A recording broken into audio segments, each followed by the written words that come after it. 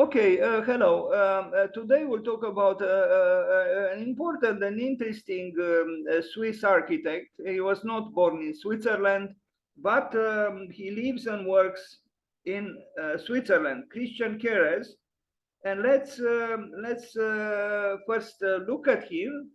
He's our contemporary, if I can say so. And let's read a little bit about him. Christian Kerez, born, as you can see, on the 27th of May, 1962, and today is the 27th of May 2023 in Maracaibo. I think this was in Venezuela, or is in Venezuela. Is a Swiss architect, architectural photographer, and an university professor. He actually began by doing architectural photography, and then he opened an architecture office. So Christian Kerez studied at ETH in Zurich and worked with Rudolf Fontana from 1991 until 1993. He worked in the field of architecture or architectural photography and opened in 1993 his own studio in Zurich.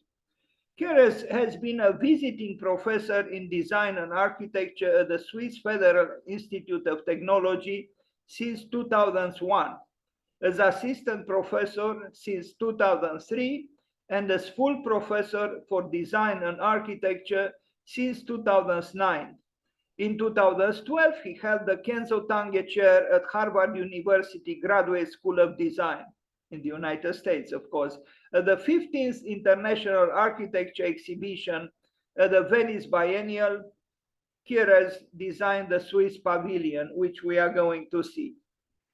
Kerez photographed by photograph for Valerio Olgiati, Herzog and de Moron, Berson, de Plaz and Miroslav Sik. So he was an accomplished photographer of architecture until he opened his own architecture office.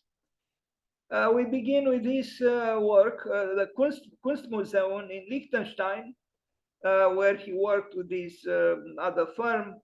It's the Kunstmuseum Liechtenstein, but I see it's in Basel, actually, in Switzerland, 1998, 2000s. And this is the building. An interesting trajectory. You wouldn't expect, an architectural photographer to actually become a builder, to actually build buildings. But this is exactly what happened to him.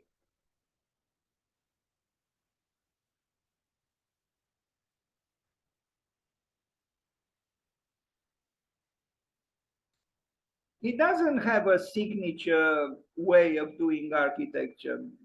His works are very varied. Some of them seem to be more strictly, like in this building, we have clear-cut prism, modernistic as it is. The material used is one that brings a little bit of fogginess or a little bit of lack of clarity. Otherwise, the geometry of the building is very clear-cut. But he also works in a very different way, and we are going to see examples of this.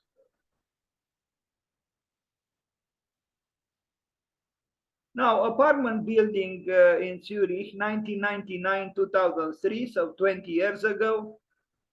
Now, we read here apartment building, but when you look at this, it looks more like a, almost like a large private villa. It's a rather rich, apartment building. Lots of glass and concrete.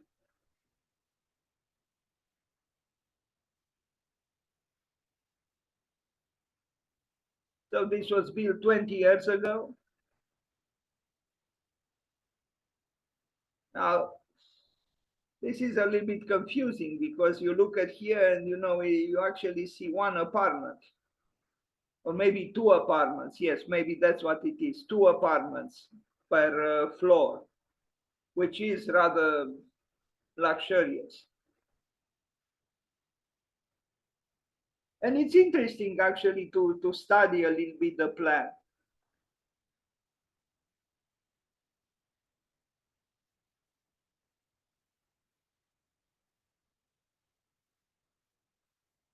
So, it's rather obvious. This is an apartment to the right, sorry, and this one to the left, the other apartment.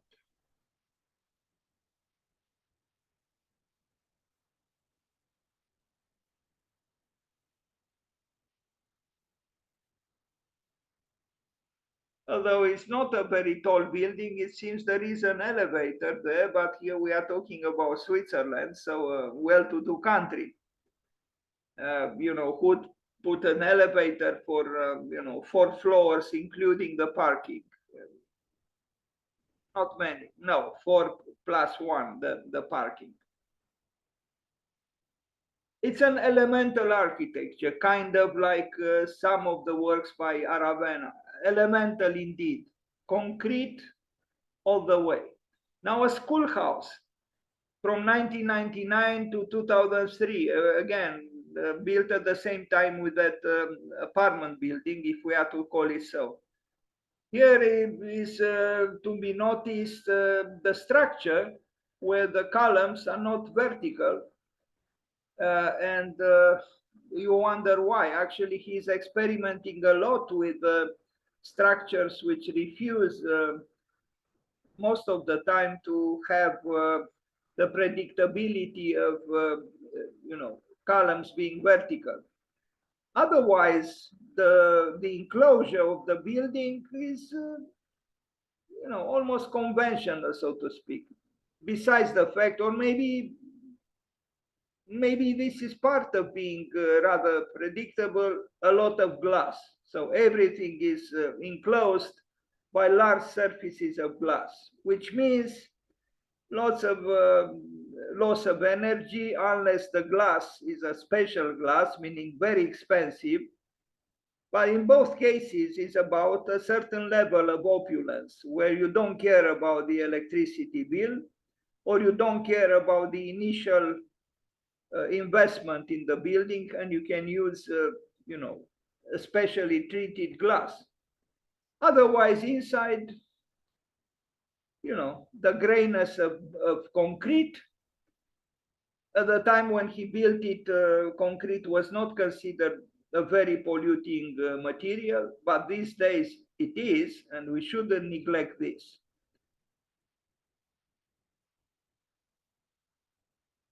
So, the geometry of the building is rather strict, but the structure seems to bring a little bit of instability, so to speak, a little bit of disorder, just a little bit, a touch of disorder, which is a possible expression of a certain degree of freedom, which is needed in a school. Otherwise, the staircase is very elegant, actually.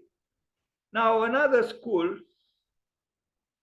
in Zurich in 2002-2009, again, he plays with a vertical parts of the structure, and then he has these slabs of concrete that create very strong horizontal elements in the composition of the building. So essentially, we have 3 powerful elements. We have the horizontal slabs, the concrete slabs. Then we have these triangulations, of the vertical supports. And then we have the enclosure with glass. And this is the building. And it's not a bad building, actually.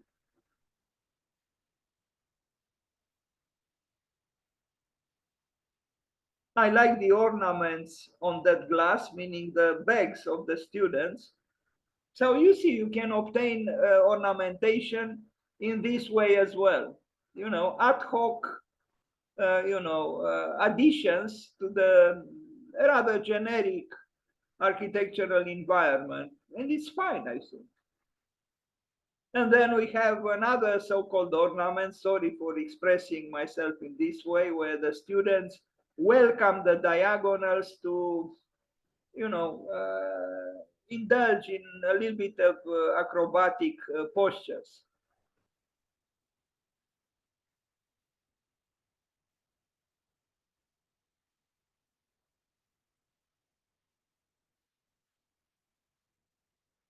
impeccably executed. Of course, we are in Switzerland after all. Everything built or done by the Swiss is done very meticulously and very well. I mean, even this parapet done with glass, I think it's finely done, and even aesthetically, you know, many people use glass for parapets, but here at least the glass is not is translucent, not transparent, and you know it's more advisable to be like this. I think this is high quality glass indeed.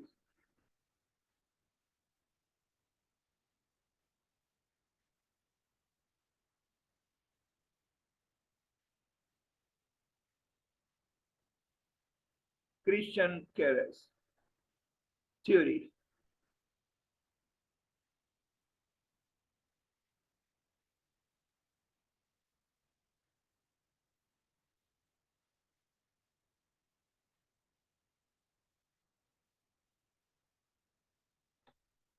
Is it during the construction? Perhaps, but it's an enticing picture because you can see that despite the apparent repetition and regularity, there is a little bit of a labyrinthical character in the structure of the building,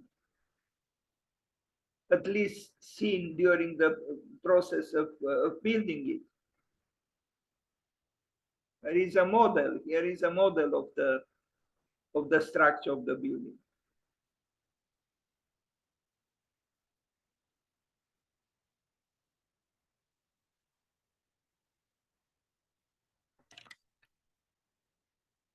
The plan, very regular, but because of these diagonals, these triangulations, a certain degree of freedom is evoked.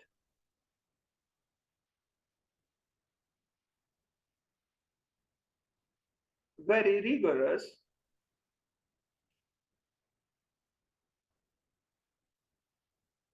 And here we see how important this structure is, because it brings a little bit of, as I called it, instability or disorder within a system which is otherwise very coherent and, you know, sternly, you know, asserting itself.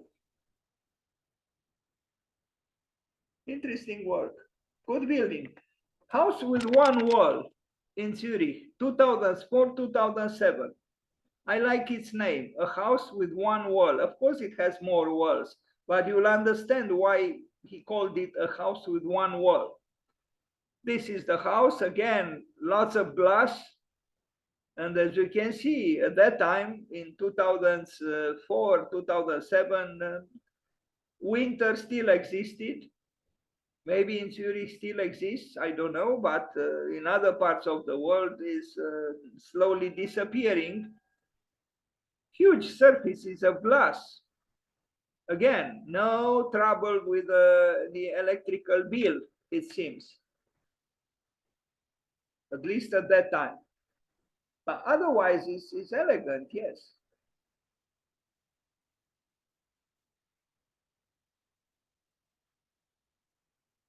Elemental architecture. I hope I have here the plan. Let's see. Yes.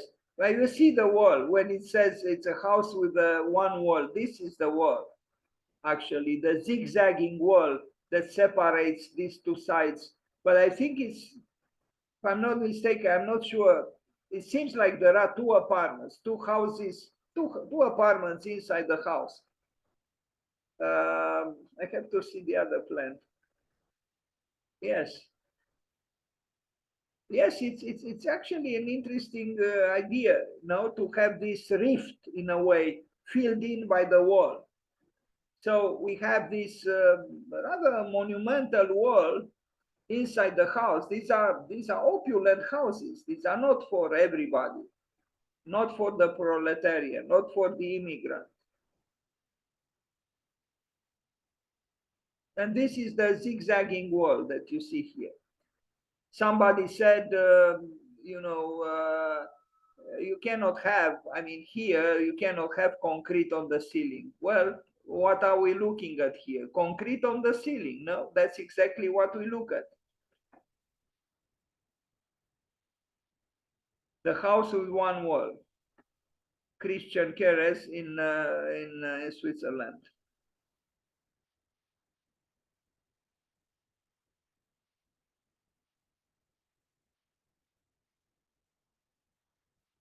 An interesting idea to have those triangles in plan, you know, housing perhaps the kitchen, the two kitchens.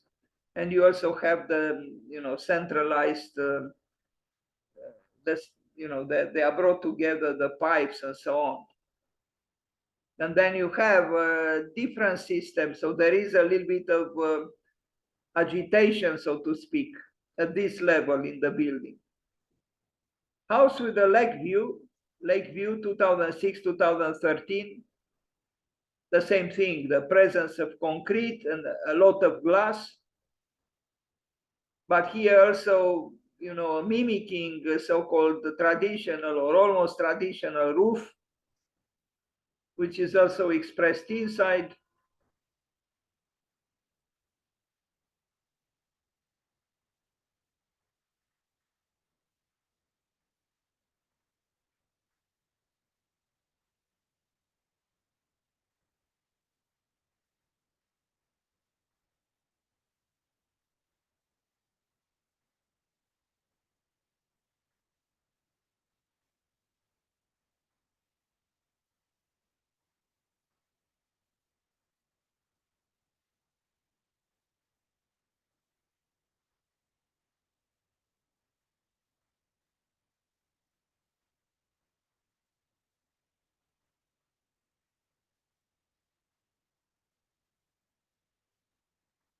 Interesting idea to have the floors of the house, you know, in steps, falling, so to speak, falling the way the landscape, the terrain gradually falls.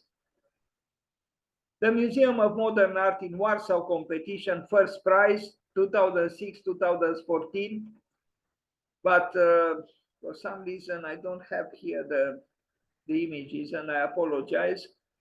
Another competition, another first prize in 2008, no pictures, and I don't know why I don't have pictures.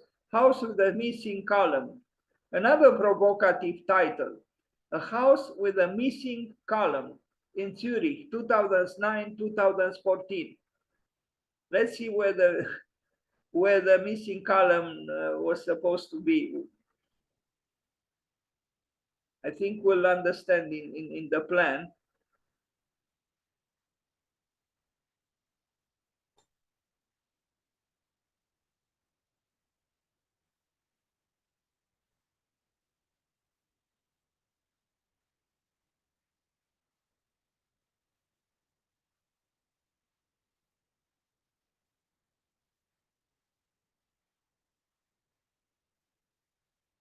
Christian Kerez.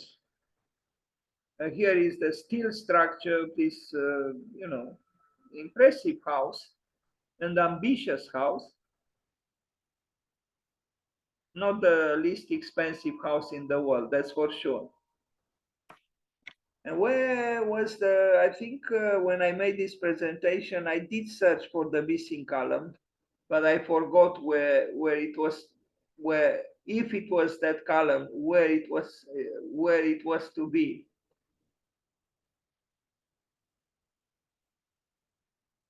So this photographer really is quite a builder, actually. I have to be a detective now, and I don't think I'm an inspired detective to discover where that missing column was supposed to be. I can't figure it out now. Sorry about this. But maybe you'll discover it searching on the web for this project by Christian Kerez.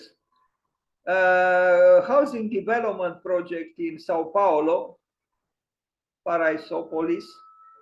This is almost a theoretical project, but expressed in a physical form.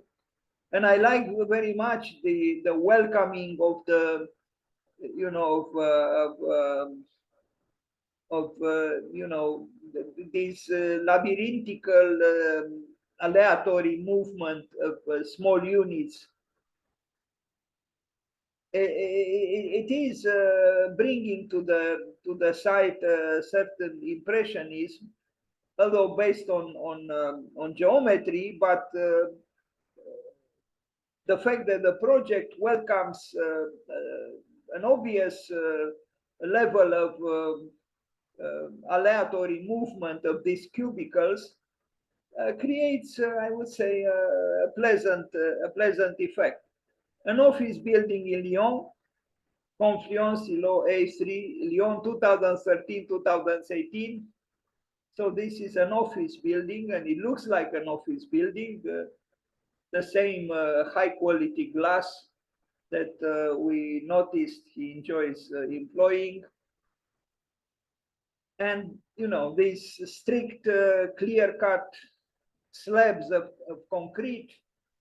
But there are they look at the columns, you know, there are subtleties here. They become thinner and thinner towards the top.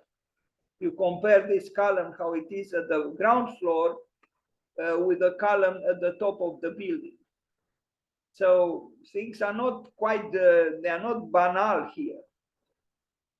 And you see, because of the different thickness or diameter of the column, the distance between them and the glass wall is different. It's smaller here than it is at the top.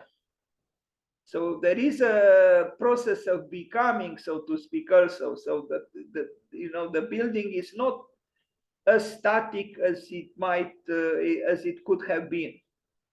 I don't know what this is. Something happened to my PowerPoint presentation, but I like what I see. I like the disorder of this accident. Unfortunately, it continues. I hope, yeah, it ended, but it's not bad. This could be a, you know, suggestion for a possible way of welcoming accidents, even unpleasant accidents, in the project, in the strategy of making a house or a project for a house.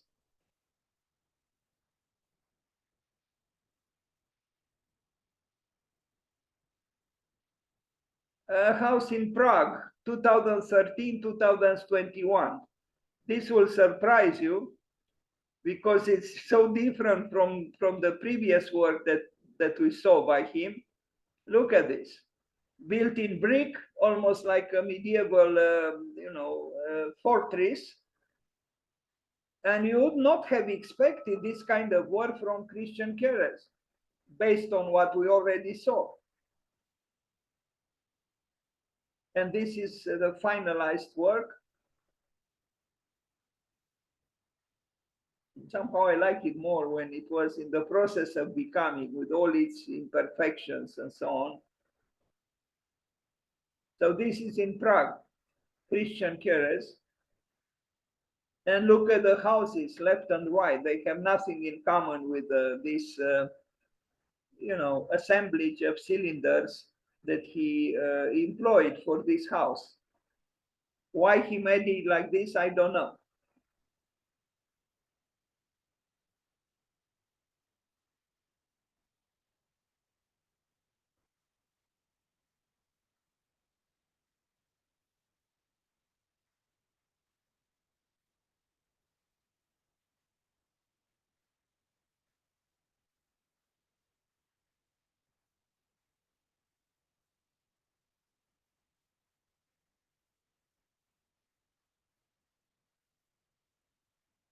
The Bahrain Pavilion at Expo 2020 in Dubai delayed 1 year because of the COVID-19 pandemic.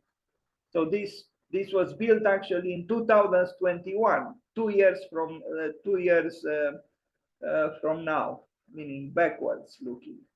And here it is, and I like again very much this you know, aleatory presence of various elements which are not, you know, strictly placed, what brings through the apparent disorder a certain level of movement and thus of freedom. And here we see also these elements, confusing almost, the whole atmosphere inside the pavilion. But I think this so-called confusion is actually beneficial, because it creates, a certain turbulence within the building, which is conducive to, being alert and creative. Interesting work. The Bahrain Pavilion in Dubai in 2021. Not bad. So we see that actually the work of this architect, a former architectural photographer, is rather complex, and he explores various things. And we are going to see in the last project that I present, and we are approaching the end of this presentation, a project which was not yet built, and I don't know if it will be built in China, but which is also explorative and with unexpected elements. I welcome chaos. I like the provocation that chaos represents, and here we have an example of it.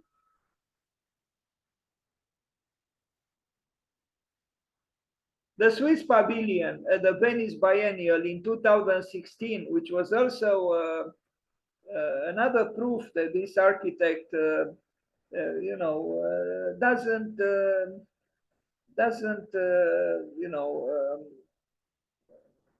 like to follow the predictable path. Incidental space, this is how it was called, incidental space. And here it is. I actually went inside of this. You have to leave your shoes outside of it. And, it's an installation, yes, but it's an installation which, again, rejects, predictability, and invites to be open-minded and to leave your shoes outside of it and climb inside the cave.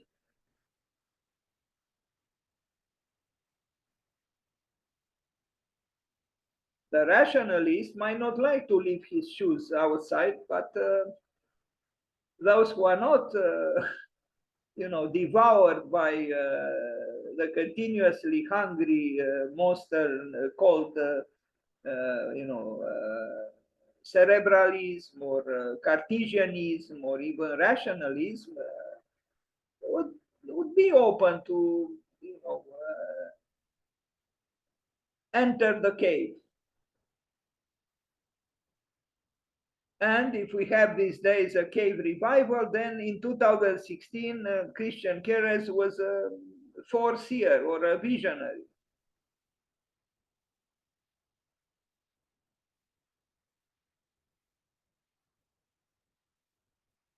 Incidental space. You can see people enjoy visiting the incidental space.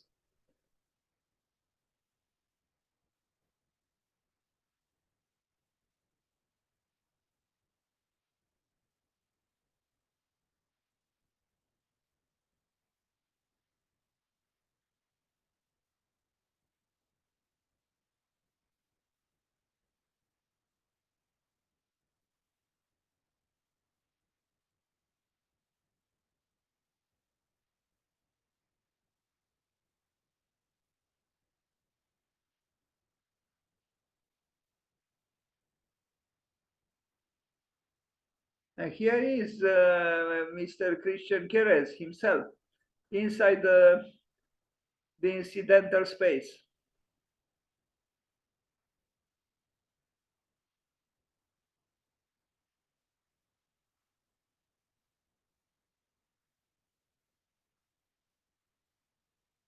Now, this is the project that I mentioned in China, which was not yet built, but shows traces of what we saw earlier, and still is, surprising. A cultural district in China, in this place whose name I hesitate to pronounce. And here it is, the project. Again, it was not yet built. The cultural center, quite ample.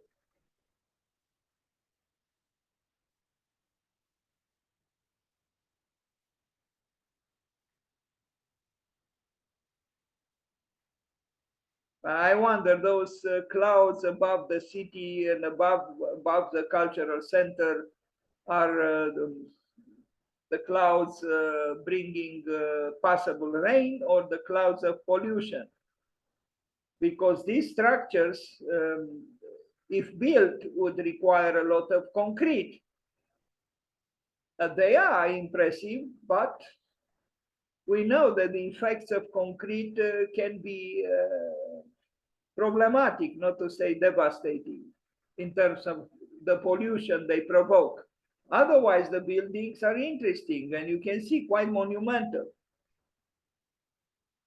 I mean, you can discern the silhouettes of the human beings, far away in that corner of the building, or here. But yes, they were to be impressive structures.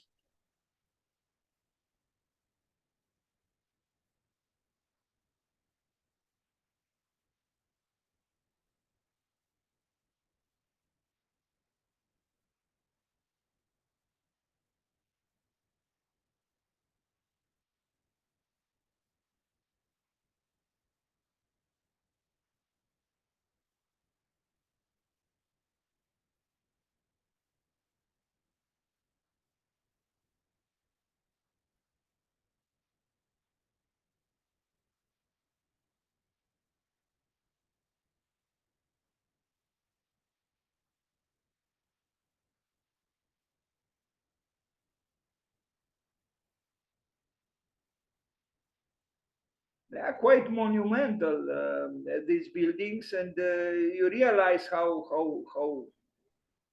big they are if you contemplate the silhouettes of the human beings there in the grass.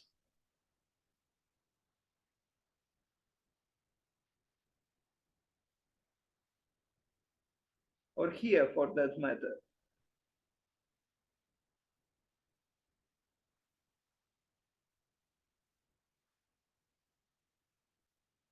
Concrete, concrete, and concrete again. Frank Lloyd Wright didn't quite like concrete. He called it a conglomerate, but I think Christian Kerez is able to use concrete for some impressive results in terms of a proposal, because that's what it is for now. I took this material from Design Boom. And but look also at the buildings on the left, which remind one of the house he built in Prague.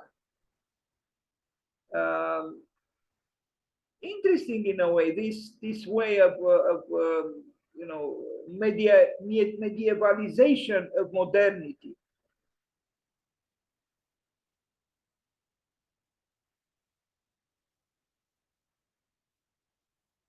A cultural center in China.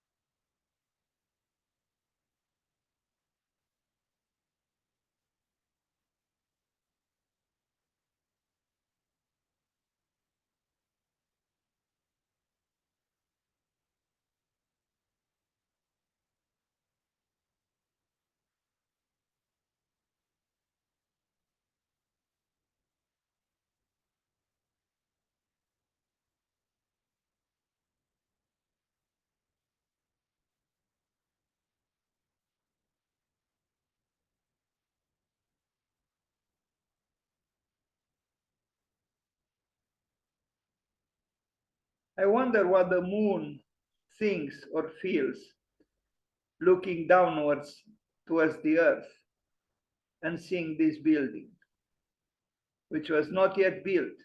But who knows, maybe one day it will be, I don't know.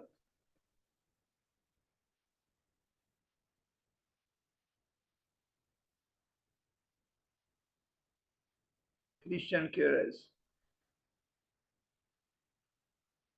And the windows here are creating this ornamental pattern on these on the fluidities of the facades.